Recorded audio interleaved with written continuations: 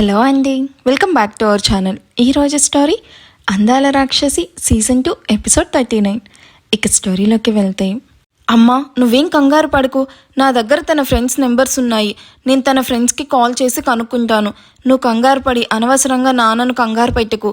ఆయనకు ముందే health condition సరిగ్గా లేదు, ఇప్పుడిప్పుడే సెట్ అవుతున్నాడు అంటూ అనిత కాల్ కట్ చేసి అభి బెస్ట్ ఫ్రెండ్ అయిన రక్షాకి కాల్ చేస్తుంది ఆషి. హాయ్ అక్క, ఎలా ఉన్నావు? ఇన్ని రోజులకి గుర్తొచ్చానా నేను? అరే పెళ్ళయ్యాక నువ్వు బాగా మారిపోయావక్క, నాతో అస్సలు మాట్లాడడం లేదు అండ్ ముందులా మాతో బయటకు కూడా రావడం లేదు. ఎప్పుడు కాల్ చేసినా బిజీ. రక్ష అవన్నీ తర్వాత, ముందు అభి నీతో ఉందా లేదా అది చెప్పు. అభినా? అది ఈ టైంలో నా దగ్గర ఎందుకుంటుంది అక్క? అసలు ఏం జరిగింది? ఎందుకంత కంగారుగా ఉన్నావు? Is everything okay? Abhi evening ఇంట్లో నుండి ఫ్రెండ్తో కంబైన్ స్టడీస్కి వెళ్తున్నా అండ్ ఎగ్జామ్స్ ఉన్నాయి అని చెప్పి వెళ్ళిందంట. అది ఇప్పటి వరకు ఇంటికి రాలేదు అని అమ్మ టెన్షన్ పడుతూ కాల్ చేసింది. దాని బెస్ట్ ఫ్రెండ్ నువ్వే కదా, అందుకే నీకు కాల్ చేశాను. అది నీతో ఎగ్జామ్స్కి ప్రిపేర్ అవ్వడానికి రాలేదా? ఎగ్జామ్సా? లేదక్క, మొన్ననేగా మా ఎగ్జామ్స్ అయిపోయాయి. ఇప్పట్లో మాకు ఎలాంటి ఎగ్జామ్స్ లేవు. పైగా అభిను నేను ఈరోజు అసలు మీట్ కూడా అవ్వలేదు. ఆఫ్టర్నూన్ కాల్ చేస్తే బాగా టైర్డ్ అయ్యాను, మళ్ళీ కాల్ చేస్తా అంది. వాట్? మరెందుకు అమ్మతో అబద్ధం చెప్పింది? మేబీ వేరే ఫ్రెండ్ వాళ్ళ ఇంటికి వెళ్ళిందేమో అక్క. నీకు తెలుసు కదా అభి త్వరగా అందరితో కలిసిపోతుంది. దానికి నాతో పాటు చాలామంది ఫ్రెండ్స్ ఉన్నారు. ఆంటీ పంపించరు అని అలా చెప్పుంటుందక్క. నువ్వేం టెన్షన్ పడుకు, నేను ఇప్పుడే కనుక్కుంటాను. త్వరగా నీ ఫ్రెండ్స్ని అడిగి నాకు కాల్ బ్యాక్ చెయ్యి అని కాల్ కట్ చేసి ఆషి దియాకి వాటర్ తాగించి, బెడ్రూమ్లో నీ మెడిసిన్స్ బాక్స్ తెలుసు కదా, ఇప్పుడు వేసుకోవాల్సిన మెడిసిన్స్ వేసుకుని బజ్జో దియా, మమ్మ వచ్చేస్తుంది అని దియాని ఇంట్లోకి పంపి హ్యాండ్ వాష్ చేసుకుని కంగారుగా తనకు తెలిసిన అభి కామన్ ఫ్రెండ్స్కి కాల్ చేస్తుంది. ఆషి ఒళ్ళో నుండి కిందకు దిగిన దియా ఆషి వైపు చూస్తుంది. తను కంగారుగా అందరికీ కాల్ చేస్తూ అటు ఇటు తిరుగుతూ ఉండడం చూసి తను ఆషి కాల్స్ మాట్లాడింది విని అర్థం చేసుకుంటుంది అభి కనిపించడం లేదు అని. ఆషి టెన్షన్ పడుతూ ఉందని తనకు క్లియర్గా అర్థమవుతుంది. వెంటనే ఆయుష్కి చెప్పాలి అని గార్డెన్లో నుండి మహల్లోకి పరిగెత్తుకుంటూ వెళ్తుంది.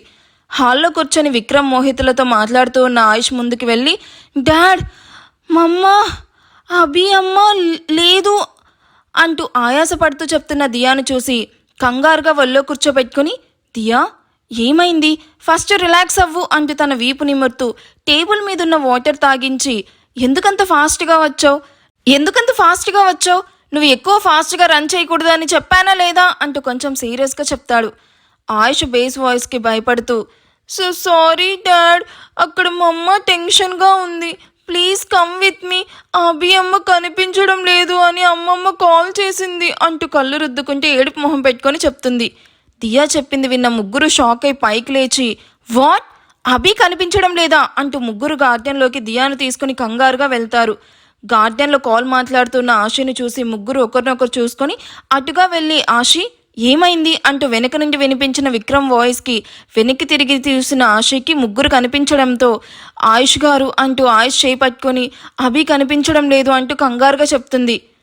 కనిపించకపోవడం ఏంటి ఆషి, అసలు ఏం జరిగింది? ముందు నువ్వు కంగారు పడుకు అండ్ ఏం జరిగిందో క్లియర్గా చెప్పు. అనిత చెప్పింది మొత్తం ఆయుష్కి చెప్పి తన ఫ్రెండ్స్ అందరికీ కాల్ చేశాను, ఎవరి దగ్గరికి రాలేదు అంటున్నారు. అండ్ అమ్మకైతే ధైర్యం చెప్పాను, కానీ టైం గడిచే కొద్దీ నాకే భయంగా ఉంది. అది ఎగ్జామ్స్ ఉందని అబద్ధం చెప్పి బయటకు వెళ్లాల్సిన అవసరం ఏంటో నాకు ఇప్పటికీ అర్థం కావట్లేదు. ఓకే టెన్షన్ అవ్వకు, నేను చూసుకుంటాను అంటూ మొబైల్ తీసుకుని మున్నాకి కాల్ చేసి 10 minutesలో మహల్లో ఉండాలి అని చెప్పి కాల్ కట్ చేసి, అభి ఎక్కువగా ఎక్కడికి వెళ్తుంది? Like relatives home, shopping, temple, ఇలా ఎక్కడికి వెళ్తుంది ఎక్కువగా? లేదా ఆయుష్ గారు, అభి ఎక్కడికి వెళ్ళినా తన ఫ్రెండ్ రక్షాతోనే, తన బెస్ట్ ఫ్రెండ్ తననే తీసుకెళ్తుంది. కానీ ఇప్పుడు తనను కూడా తీసుకుని వెళ్ళకుండా ఎక్కడికి వెళ్ళిందో తెలియడం లేదు. పోనీ అభికి బాయ్ ఫ్రెండ్? నో ఆయుష్ గారు, అలాంటిదేం లేదు. ఓకే, నువ్వేం కంగారు పడుకో అంటూ అభి ఫ్రెండ్స్ నెంబర్స్ అందరివి నాకు ఫార్వర్డ్ చెయ్యి, ముఖ్యంగా తన బెస్ట్ ఫ్రెండ్ నెంబర్ అంటూ అక్కడ నుండి కాల్ మాట్లాడుతూ బయటకు వెళ్ళిపోతాడు. వెనకే మోహిత్ అండ్ విక్రమ్ కూడా. మమ్మ అంటూ బేలగా తన కాళ్ళను చుట్టేసి డల్గా ఉన్న దియా ఫేస్ని చూసి ఎత్తుకుంటూ, ఐఎమ్ ఓకే, డోంట్ క్రై అంటూ తన కంగారు చూసి ఏడుపు మొహం పెట్టిన దియా మొహాన్ని తుడిచి తనకు మెడిసిన్స్ వేయడం కోసం లోపలికి వెళ్తూ మరోసారి రక్షకి కాల్ చేస్తుంది.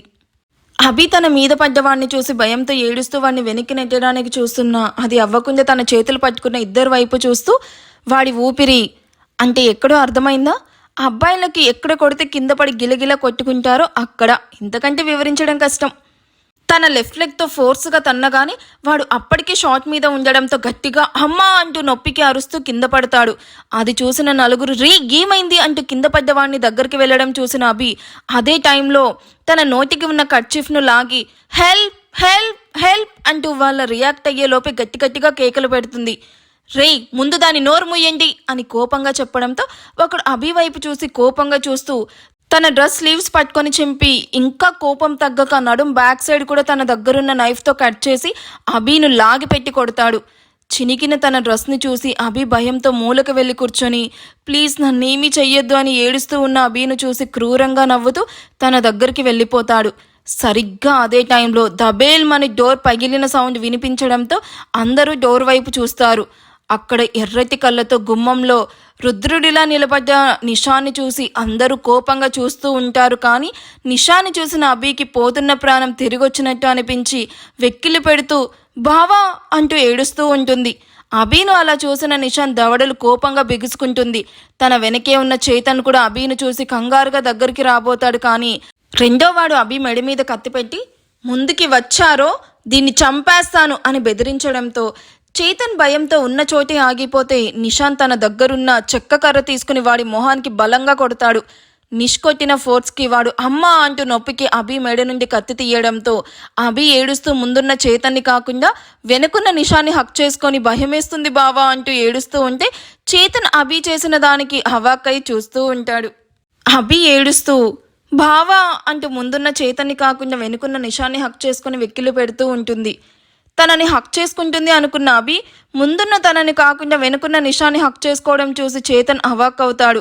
అభిను అలా చూసిన నిషాన్ రిలాక్స్ అంటూ అభి చుట్టూ చేతులు వేసిన నిష్కి డైరెక్ట్గా తన స్కిన్ టచ్ అవుతుంది. తన చేతికి టచ్ అయిన అభి వీపును చూసి వెంటనే తన బ్లేజర్ తీసి అభి భుజం చుట్టూ కప్పుతూ ఆర్ యూ ఓకే అంటూ అభి పెదవి దగ్గర వస్తున్న బ్లడ్ డ్రాప్ చూసి నిషాన్ ఆ నలుగురు వైపు కోపంగా చూస్తాడు. నిన్ను వాళ్ళు కొట్టారా అంటూ అనునాయంగా అడుగుతున్న నిషాన్ని చూసి ఏడుపు తన్నుకొస్తూ ఉంటే అవును అన్నట్టు ఏడుస్తూ చెప్తున్న అభిను చూసి నిషాన్ తన బుగ్గ మీద చెయ్యి వేసి ఆ బ్లడ్ మార్క్ను బొటని వేలుతో తుడిచి ఎవరు నిన్ను కొట్టింది అంటూ ఎర్రటి కళ్ళతో వాళ్ళ వైపు కోపంగా చూస్తూ అడుగుతాడు. అభి నిషాన్ షర్ట్ పట్టుకొని ఏడుస్తూ వాడు అంటూ కొట్టిన వాడి వైపు వేలు పెట్టి చూపిస్తూ నన్ను ఎవరు ఫస్ట్ రేప్ చెయ్యాలి అని పోటీలు పడుతున్నారు బావా, ఎవరిని వదలొద్దు బావా, నువ్వు రావడం కొంచెం లేట్ అయినా నా లైఫ్ సర్వనాశనం అయిపోయేది, నాలాగా ఎంతమంది అమ్మాయిల లైఫ్ను స్పాయిల్ చేశారో, వదలొద్దు బావా, వీళ్ళల్లో ఒక్కడు కూడా బ్రతకడానికి వీల్లేదు అంటూ వెక్కిళ్ళు పెడుతూ చెప్తున్న అభిను చూసి షర్ట్ స్లీవ్స్ లాక్కుంటూ అభిను కొట్టిన వాడిని పైకి లేపి వాడి గొంతు పట్టుకొని కోపంగా నొక్కుతూ గోడకి అదిమి పెట్టగానే వాడు అక్కడికక్కడే భయంతో చచ్చిపోతాడు. మిగిలిన ముగ్గురిని కూడా బ్రతుకున్నా ఎందుకు పనికి రాకుండా కొట్టి థియేటర్ బయట ఉన్న తన సెక్యూరిటీను పిలిచి వీళ్ళని ఇక్కడి నుంచి క్లియర్ చేయండి అని ఆర్డర్ వేసి అభి వైపు వెళ్తాడు. ఎప్పుడు అమూల్ బేబీలా సాఫ్ట్గా కనిపించే నిషాన్లో మరో ఆయుష్ కనిపిస్తూ ఉంటాడు. అభి నిషాన్ వైపు ఆశ్చర్యంగా చూస్తూ ఉంటే చేతన్ కూడా ఎప్పుడూ స్మైలీ ఫేస్తో ఉండే నిషాన్లో అంత ఆవేశాన్ని చూసి ఏమీ మాట్లాడు. అభి ముందుకు వచ్చిన నిషాన్ని చూసి నవ్వుతూ థ్యాంక్స్ బావా అంటున్న అభి కళ్ళు తిరిగేలాగా నిషాన్ కొట్టిన చంపదెబ్బకు కింద పడుతున్న అభిను చేతన్ పడకుండా పట్టుకుంటూ నిషాన్ అయ్యా ఏంటిది అంటూ అభి వైపు బాధగా చూస్తూ అండ్ అభిను కొట్టినందుకు నిషాన్ వైపు కోపంగా చూస్తూ అడుగుతాడు. షటప్, నువ్వు మా మధ్యలోకి రాకు అంటూ చేతన్ వైపు వేలు పెట్టి చూపిస్తూ అభి రెక్క పట్టుకొని తన వైపు లాక్కొని నువ్వేమైనా చిన్నపిల్ల అనుకుంటున్నావా? నిన్ను ఈ టైంలో ఎక్కడని వెతకాలి? అసలు ఈ టైంలో వీడితో మూవీ ఏంటి, బుద్ధుందా కొంచెమైనా? సరే వచ్చావు, జాగ్రత్తగా ఉండకుండా ఎవరూ లేని ప్లేస్కి వచ్చి ఎవరు కాల్ మాట్లాడమని చెప్పారు? నీకేమైనా అయ్యుంటే వదిన అత్తయ్య దగ్గర నేను దగ్గరుండి కూడా సేవ్ చేయలేని అసమర్థునిలాగా తల వంచుకోవాల్సి వచ్చేది. వయసు పెరిగితే సరిపోదు, బుద్ధి కూడా పెరగాలి అంటున్న నిషాన్ని చూసి అప్పటి వరకు ఏడుస్తూ నిషాన్ తనని సేవ్ చేయడంతో తన మీదున్న కోపం కూడా వెళ్ళిపోతున్న టైంలో నిషాన్ కొట్టిన దెబ్బకు తనలో ఈగో మేల్కోవడంతో నేను ఎవరితో మూవీకి వస్తే నీకేంటి, నా ఇష్టం, నాకు నచ్చిన వాళ్ళతో ఎక్కడికైనా వెళ్తాను, అడగడానికి నువ్వెవరు అంటూ నిషాన్ వైపు కోపంగా చూస్తూ అడుగుతుంది. నోరు తెరిచావంటే చంపేస్తాను అంటూ మరో చంప కూడా పగలగొడతాడు. ఏంటి నీ ఇష్టం? ఫ్రెండ్షిప్కి కూడా ఒక లిమిట్ ఉంటుంది. ఈ టైంలో అది కూడా అబ్బాయితో ఒంటరిగా మూవీకి వచ్చావు. మీ ఇద్దరిని చూసే వాళ్ళు ఏమనుకుంటారన్న బుద్ధి కూడా లేకుండా ఏదో పెద్ద సంఘ సంస్కృతిలాగా మాట్లాడుతున్నావు. నువ్వు చేసే పనుల వల్ల పోయేది నీ పరువు మాత్రమే కాదు, మీ అక్క మామయ్యల పరువు కూడా. ఇంకోసారి ఎవరితో అయినా ఇలా నైట్ టైం బయటికి రావడం చూశాను, నీతో కాదు డైరెక్ట్గా మామయ్యతోనే మాట్లాడతాను, జాగ్రత్త. ఏం మాట్లాడుతున్నావురా? ఏం మాట్లాడుతున్నావు? వాళ్ళ పరువు పోయేలాగా నేనేం ఎప్పుడు ఎలా బిహేవ్ చేయలేదు, అందు చెయ్యను కూడా. చేతన్ నేను ప్రేమించుకుంటున్నాం, ప్రేమించిన వాడితో మూవీకి రావడం తప్ప అంటూ కోపంలో నోరు జారుతుంది. వాట్ అంటూ నిషాన్ అదిరిపడి, నువ్వు చేతన్ని లవ్ చేస్తున్నావా? షట్, ఇలా వాగేశానేంటి అంటూ ముందు కంగారు పడి భయపడ్డా. బొక్కలే, వీడికి నేనెందుకు భయపడాలి అనుకొని నిష్ వైపు రెక్లెస్గా చూస్తూ, yes we both are in love అన్న నెక్స్ట్ మినిట్ నిషాన్ కోపంగా చేయి పైకెత్తి ఛా అని విసురుగా చేయి దించేసి, ఇంకోసారి లవ్ అన్నావంటే చంప పగులుతుంది. నువ్వెంత, నీ ఏజ్ అంతా, నోరు మూసుకొని ఇంటికి నడువు అంటూ అభి రాను అంటున్న లాక్కొని కారులో పడేసి చేతన్ వైపు సీరియస్గా చూస్తూ, ఫస్ట్ మీ స్టడీస్ ఫినిష్ చేయండి, ఇంకోసారి ఇలా ఇద్దరిని బయట చూస్తే అస్సలు బాగోదు అని సీరియస్గా చెప్పి కోపంగా కారులో కూర్చోగానే డ్రైవర్ కార్ స్టార్ట్ చేసి అక్కడి నుండి తీసుకుని వెళ్ళిపోతాడు. అభి విషయంలో ఈయన దౌర్జన్యం ఏంటి అని నిషాన్ వైపు అసహనంగా చూస్తూ, ఫస్ట్ టైం ఇద్దరం బయటకు వస్తే ఇలా జరిగిందేంటి అని చేతన్ కూడా అక్కడి నుండి చిరాగ్గా వెళ్ళిపోతాడు.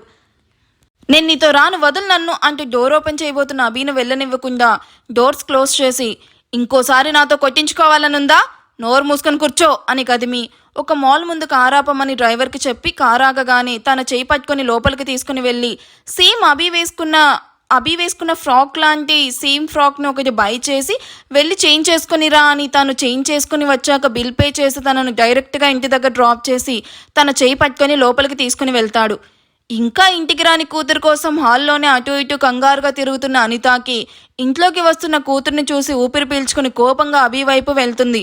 అనిత ఎక్కడ కొడుతుందో అని తన రెండు కళ్ళు గట్టిగా మూసుకొని అభి ముందుకు వచ్చి, అత్తయ్య ప్లీజ్ కోపడకండి, ఏదో చిన్నపిల్ల మీకు చెప్తే పంపరు అని మూవీకి వెళ్ళింది, దారిలో స్కూటీ పాడైందంట, ఈ టైంలో షాప్స్ కూడా లేక రోడ్డు మీద నిల్చుకొని ఉంటే నేనే పంచర్ వేయించి తీసుకుని వస్తున్నా అంటూ కవర్ చేస్తాడు.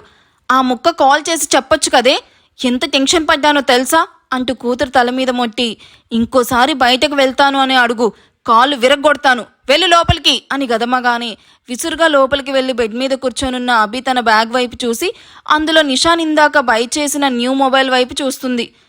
తను ఎప్పటి నుంచో కొనాలి అనుకున్న ఐఫోన్. నిషాన్ మీదున్న కోపం ఐఫోన్ మీద చూపించలేక దానిలోకి తన సిమ్ వేసి ఆన్ చేసి చేతన్కి కాల్ చేస్తుంది.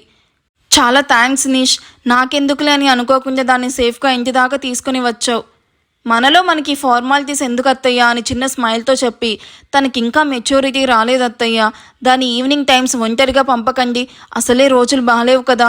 నేను పంపను అనే అన్నాను నిష్, ఇదిగో మీ మామయ్యే దాన్ని గారాబం చేస్తూ చెడగొడుతున్నారు, ఇంకోసారి ఇలా అస్సలు పంపించను, రా బాబు డిన్నర్ చేద్దాము. లేదత్తయ్యా నేను బయట తినేశాను అని అబద్ధం చెప్పి గుడ్ నైట్ అత్తయ్య అని నిషాన్ అక్కడి నుండి వెళ్ళిపోయాక, అయ్యో మర్చిపోయాను, ముందు ఈ విషయం ఆషికి కాల్ చేసి చెప్పాలి అని ఆషికి కాల్ చేసి అభి వచ్చిన విషయం చెప్తుంది.